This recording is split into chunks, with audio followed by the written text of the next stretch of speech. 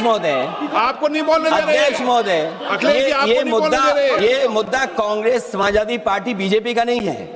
ये मुद्दा युवाओं और छात्र नौजवानों का है।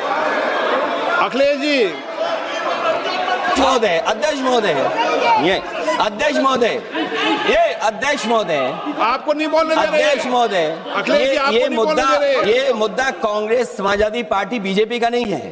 ये मुद्दा युवाओं और छात्र नौजवानों का है। आपने इनको बुलवा दिया, क्या समझौता कर लिया आपने? क्या आपने क्यों नहीं बोलने दिया हमें? अध्यक्ष आपको मैंने महोदय, बोलने के लिए कहा, एक मिनट प्लीज। नहीं, आपने समझौता क्यों कर लिया फिर? हम लोग का बात भी अखिलेश जी नहीं, छात्र नौजवान क्या केवल? एक मिनट अखिलेश जी, एक मिनट। नहीं अध्यक्ष महोदय, ये अध्यक्ष महोदय, ये पक्ष ठीक नहीं है अध्यक्ष महोदय। ये युवा, छात्र, नौजवान, हम सब पे हैं, हम सब लड़ रहे हैं उनके लिए, हम सब लड़ रहे हैं उनके लिए। और जब छात्रों की नहीं सुनी जाएगी तो सड़कों पे आएंगे। और जो सरकार ने व्यवहार किया है, इस्तीफा तो क्या है? इस्तीफा तो जब चाहेंगे तब मंत्री ले लेंगे, सदन के बाद ले लेंगे। लेकिन सवाल ये, जो छात्रों के साथ व्यवहार हुआ है, उनके हाथ तोड़े, सर तोड़ा, उनके कपड़े फाड़े, क्या बेटियों के कपड़े फाड़ेंगे आप? हम और राहुल जी थे।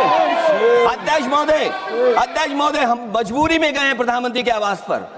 अगर आप सुन लेते हैं यहाँ पर तो हम नहीं जाते। क्या प्रधानमंत्री स्टेटमेंट नहीं दे सकते हैं? युवाओं के लिए आप बाहर बोल सकते हैं, सदन में क्यों नहीं बोल सकते हैं आप? माननीय सदस्यगण, सभी लोगों के मत आ गए हैं। आप भी चर्चा चाहते हैं, ये भी चर्चा चाहते हैं, और सरकार चर्चा करने को तैयार है। आप आइए, कब चर्चा करनी है, कितनी देर चर्चा करनी है, सरकार चर्चा को तैयार है। आप आइए चर्चा करने को। ऐसे गैलरी में बैठकर चर्चा नहीं होगी, चर्चा होगी। आप अपनी सीट पर बैठे, कितनी देर करनी, किस नियम के तहत करिए, आप बैठिए। सरकार ने कहा है कि खुले मन से कहा, हम चर्चा को तैयार है, और सबका मत आ गया है। अब आपके आपस के विवाद को मैं सीट पे बैठ के नहीं निपटा सकता।